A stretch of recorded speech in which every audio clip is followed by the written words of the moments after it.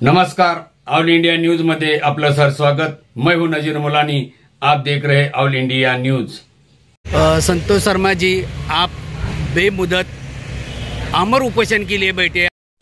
आज तीसरा दिन है। तहसीलदार कोई आया था कि आपको बोलने के लिए या लेटर दिया है कुछ? अभी तक तो कोई भी तहसीलदार या कोई भी अधिकारी फिलहाल तो अभी तक कोई मिलने के लिए नहीं आया है। और रह गई लेटर की बात, तो माननीय तहसीलदार ने लेटर निकाला है और ऐसे लेटर जो है कि ऑलरेडी पहले 4 लेटर दिया गया है बांधकाम विभाग को। जो वीडियो है वो मैडम को 4 लेटर ऑलरेडी दिया गया है और अब ये 5वां लेटर निकला है। मतलब कि सरकारी जो जगह है, सरकारी जगह अपने ताबे में लेने के लिए ये हमारा काम नहीं है। हम इधर उपोषण पे बैठे हैं तो हमको उपोषण में बैठने की ज़रूरत क्या पड़ी? क्योंकि उपोषण में बैठने का काम तो जो अधिकारी है, जिनकी ज़मीन है, सरकारी ज़मीन है, सरकारी अधिकारियों का काम है। तो सरकारी ज़मीन अपने ताबे में लेना चाहिए। अब उनको इतना सब कुछ बोलने के बाद भी 2019 से लेके अभी तक लड़ रहे हैं और 8 महीने पहले तहसीलदार ने आदेश दिया कि जगह अपने ताबे में लो। तो इनको अपनी खुद की जगह अगर खुद ताबे में नहीं ले सकते तो ऐसे अधिकारियों के ऊपर बाकी लोगों का विश्वास कैसे बैठेगा कि अपनी सरकारी जमीन वो खुद की संरक्षण नहीं कर सकते। और दूसरी बात ये है कि जो वसई विरार में बताया जाता है कि सब जगह पानी भर रहा है, सब जगह पानी जमा हो रहा है, गटर का ये नहीं है, रास्ता डूब जाता है, तो उसका कारण कौन है? उसका कारण ये अधिकारी है। क्योंकि ये सरकारी अधिकारी, इनके सरकारी ज़मीन पे हर जगह सब कुछ सरकारी ज़मीन ओपन रखना चाहिए। गटर का बकायदा उसका निवारण हो सकता है। अब सरकारी ज़मीन पे अब इधर से आप आएंगे, देखेंगे दत्तानी मॉल, जो विषय हम चला रहे हैं वो दत्तानी मॉल का है। दत्तानी मॉल के आप आएंगे तो आप देखेंगे कि बिग बाजार है, बिग बाजार तक 4 पट्टे का रास्ता है और जैसे ही आप बिग बाजार क्रॉस करोगे तो 2 पट्टे का रास्ता हो जाएगा। तो 2006 से वो चालू है। तो 2006 से ये बाकी क्या अधिकारी क्या आँख बंद करके जाते हैं क्या? रास्ता तो जाने का वही है ना, क्या और कोई रास्ते से जाते हैं? ये दत्तानी मॉल और एक शोरूम है वो भी उसी के अंदर आ रहा है ना। फिलहाल तो जो भी पट्टा है और सब उसका मोजमाप हो चुका है, भूमि अभिलेख से मोजमाप करके भी दिया गया है, सब कुछ हो गया है और मोजमाप 8 महीना पहले हो गया। लेकिन वो चीज़ उनको समझ में आ रहा है और पूरा मोजमाप में अब समझ में आ गया है कि भाई इस सरकारी ज़मीन पे आपने अतिक्रमण किया है। मोजमाप में, मोजनी में बाकायदा नकाशे में आ गया कि वो सरकारी ज़मीन है। तो फिर इनको अपनी सरकारी ज़मीन ताबे में लेने के लिए क्या तकलीफ हो रहा है? नहीं हो रहा है, तकलीफ हो रहा है ज़्यादा। और दूसरी बात यह है कि हर जगह बताते हैं कि पानी भर गया, ये भर गया, और उसका सब क्या करते हैं, सब थोप देते हैं सत्ताधारियों पे कि सत्ताधारियों की वजह से ये हो गया। और सत्ताधारी उनके वजह से पानी का भराव नहीं हो रहा है, भराव हो रहा है ये अधिकारियों की वजह से। क्योंकि ये अधिकारियों का अगर नियोजन बराबर होगा, महानगर पालिका का नियोजन बराबर होगा, ये सरकारी अधिकारियों का नियोजन बराबर होगा, तो मैं कहता हूँ कि वसई विरार क्या कोई भी क्षेत्र कहीं नहीं डूब सकता है। क्योंकि उसका पानी जाने का जो जगह है, आप पहले देखेंगे तो पानी का जो जाने का जगह था उसका नाला था, आज वो नाला गटर में तब्दील हो गया। क्यों? ये अधिकारियों की वजह से। अगर इन लोगों ने बराबर ध्यान दिया होता तो शायद वो नाला ही रहता और गटर रहता, और पानी का जो जाने का जगह बंद हुआ है वो अधिकारियों की वजह से हुआ। मतलब आज जो वसई विरार के अंदर जो पानी में डूब रहा है वसई विरार, तो यही कारण है क्या? कारण यही है ना। और महानगर पालिका, ये तहसीलदार, ये हर अधिकारी जिम्मेदार है, उसके सब जिम्मेदार है।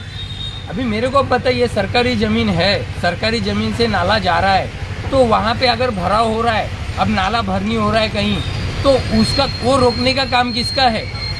सरकारी अधिकारी का है, तलाठी का है, मंडल अधिकारी का है। इन सबको नियुक्त करके इसीलिए बिठाया गया ना, जगह जगह पे ऑफिस दिया गया है, उनको कुर्सी दिया गया है और हर एक चीज के लिए अलग अलग नियुक्त करके दिया गया है। तो उनकी जो कार्य प्रणाली है, उनको जो अधिकार दिया गया है, वो अधिकार का वापर वो लोग करते क्या है? गैर वापर करते हैं, भ्रष्टाचार करते हैं। लोगों को किसी बड़े बिल्डर को, अभी मैं आपको आपके चैनल से माध्यम से सारे जनता जितने भी है उनको एक सवाल साधारण पूछना चाहता हूँ कि साधारण व्यक्ति अगर किसी सरकारी जमीन पे कब्जा करना चाहे और वो कब्जा करके दिखाए, मेरे को है हिम्मत नहीं है, लेकिन अगर कोई बड़ा बिल्डर उसी जगह पे अगर कब्जा करना चाहे तो बिंदा दिन दहाड़े कब्जा कर देगा, लेकिन अधिकारी उस जगह पे जाएगा नहीं। क्यों?